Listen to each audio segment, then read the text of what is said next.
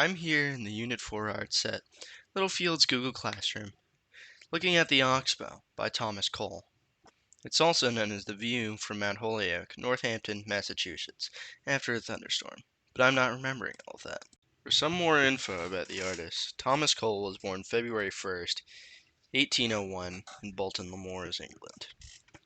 After moving to America, he ended up in the state of Ohio, where he learned about oil painting from a man by the name of Stein, who painted portraits. Later, in 1823, the first signs of his paintings took shape, as he started drawing very detailed sketches of nature. This interest in art helped him get into the Pennsylvania Academy of Fine Arts in the later part of 1823. His career consisted of lots of art-related jobs, mostly taking commissions to paint landscapes, as that was his strong suit. However, he wasn't fully satisfied with normal landscapes.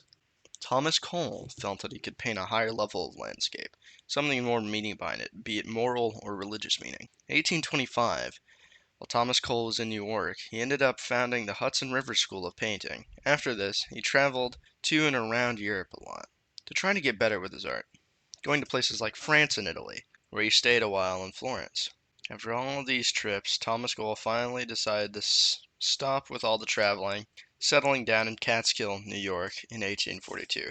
He would stay there until he died in 1848. Now from the artist to some of his works. The first of his works I'm showing today is The Course of Empire, The Consummation of the Empire, made in 1836 using oil and canvas. It's part of a larger series called The Course of Empire, which is supposed to demonstrate the rise and fall of human civilizations. The reason that Thomas Cole made this series was because this was a time when industrialization was very high. So Thomas Cole thought he would give America a warning not to get too cocky, so everything returns back to nature. This specific one out of the series shows a scene of a city, with a style very reminiscent of something Greek or Roman origin. The city in question is filled with people. The roads are crowded, and the water is filled with boats, presumably with people in said boats. On one of the crowded streets in the foreground, there looks to be some sort of emperor or kingly figure being escorted through the street, wearing red robes. The robes and their color really make him stand out from the crowd around him. The reason this artwork is titled The Consummation of the Empire is because the city shown is at its peak in the series it's a part of, and consummation means that something has been finalized or reached its peak. The second art piece by Thomas Cole is The Titan's Goblet, made in 1833, using oil and canvas. The Titan's Goblet shows a scene that looks to be on a sort of plateau. An absolutely gigantic goblet rests, dwarfing the mountains on the left. The goblet itself looks to be made of the same material as the surrounding area, making it appear as if it grew out of the ground, giving it the feel that it's not a construct from man, but from nature. If you look at the top of the goblet, you'll see that there is water that has filled the goblet. So looking closer at the water, you can see ships sailing through the water, alluding to a potential civilization, and again emphasizing the massive scale of the goblet. If you take a look below the goblet, at the ocean below, you'll see a city on the shore, along with more boats out in the ocean. With this piece, it's hard to put exact meaning on it, but with a natural look at the goblet along with its size, has been compared to the world tree of Norse mythology. The third art piece we have here, View on the Catskill, Early Autumn, by Thomas Cole,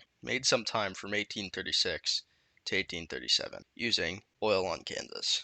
This piece is another forest scene, as you can see by the large amount of trees. However, the entire place isn't just a forest, as there's a river in the middle of the painting, splitting the scene into two. On the left side of the painting, you can see two people getting ready to have a picnic next to a large tree. If you look at the large tree, we can see a man and two horses, although I'm unsure about whether or not the man is chasing them away or he's trying to catch them. Moving back over to the river, we can see someone about to round the bend of the river, rowing in a boat. Looking up above from the person in the boat, you can see a house off in the distance, smoke coming out of its chimney. Final notable detail in the painting is over at the bottom right of the piece, where we can see a man holding what looks like a gun over his shoulder, walking away from the scene we are presented with. Now, it does seem that there isn't much symbolism to be found in this painting. It's more likely just a painting of one of Thomas Cole's favorite places, that being Catskill Creek. The fourth painting by Thomas Cole we have today is The Mountain Ford, painted in 1846 using the ever-useful oil on canvas. Mountain Ford's main focus is the mountain itself, sitting directly in the middle of the painting, its top illuminated by the sun, making it stand out from the rest of the mountain, coated in shadow. The mountain is surrounded by trees, a shallow body of water looking to be a river directly in front of said mountain. The trees to the right of the river